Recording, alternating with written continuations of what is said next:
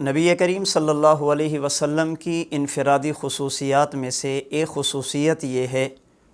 کہ آپ کی مکمل سیرت، آپ کی مکمل زندگی، آپ کے مکمل احوال آپ کی امت کے پاس مستند ذرائع سے محفوظ ہیں۔ گزشتہ انبیاء کرام علیہم السلام میں سے کسی بھی نبی کی امت کے پاس ان انبیاء کی مکمل زندگی، مکمل سیرت، ان کے فرامین، ان کے اعمال، ان کا طرز عمل مستند ذرائع کے ساتھ محفوظ نہیں ہے۔ اللہ کے نبی علیہ الصلاۃ والسلام دنیا میں تشریف نہیں لائے تھے۔ دنیا میں تشریف لانے سے پہلے کے حالات بھی امت کے پاس محفوظ ہیں۔ آپ کی ولادت باسعادت محفوظ ہے۔ اللہ کے نبی نے بچپن میں کن کن عورتوں کا دودھ پیا وہ محفوظ ہے۔ اللہ کے نبی کا لڑک پن، آپ کی جوانی، آپ کا نکاح، آپ کی اولاد، ایک ایک چیز امت کے پاس محفوظ ہے۔ یہاں تک کہ جناب رسول اللہ صلی اللہ علیہ وسلم کی ازواج مطہرات، آپ کے 3 بیٹے 4 بیٹیاں، اللہ کے نبی کے 5 نواسے 4 نواسیاں، اللہ کے نبی کے 3 داماد، ان کا تذکرہ بھی امت کے پاس محفوظ ہے۔ نبی پاک علیہ الصلاۃ والسلام کے غزوات کی تعداد، اللہ کے نبی کی سواریوں کی تعداد اور ان کے نام، اللہ کے نبی کا اسلحہ اور ہتھیار، نبی پاک علیہ الصلاۃ والسلام کے سر مبارک اور داڑھی مبارک کے جو سفید بال تھے ان کی تعداد بھی محفوظ ہے۔ اور صرف یہاں تک نہیں، اللہ کے نبی دنیا سے تشریف لے گئے، قبر اطہر میں اللہ کے نبی کے جسم کا محفوظ رہنا، قبر اطہر میں اللہ کے نبی کے جسم کا زندہ رہنا، قبر اطہر میں اللہ کے نبی کے جسم اطہر کو رزق کا ملنا،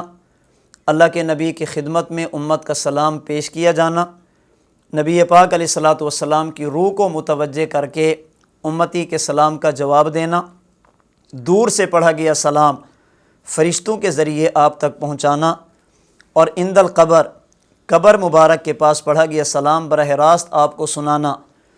امت کے اعمال کا آپ کی خدمت میں اجمالاً پیش ہونا، اچھے اعمال پر اللہ کے نبی کا شکر ادا کرنا، اور امت کے گناہوں پر اللہ کے نبی کا قبر اطہر میں استغفار فرمانا، یہ ساری چیزیں وہ ہیں جو امت کے پاس محفوظ ہیں۔ گزشتہ انبیاء کی سیرتیں چونکہ ان کی امتوں کے پاس محفوظ نہیں، اب ان کی مجبوری ہے،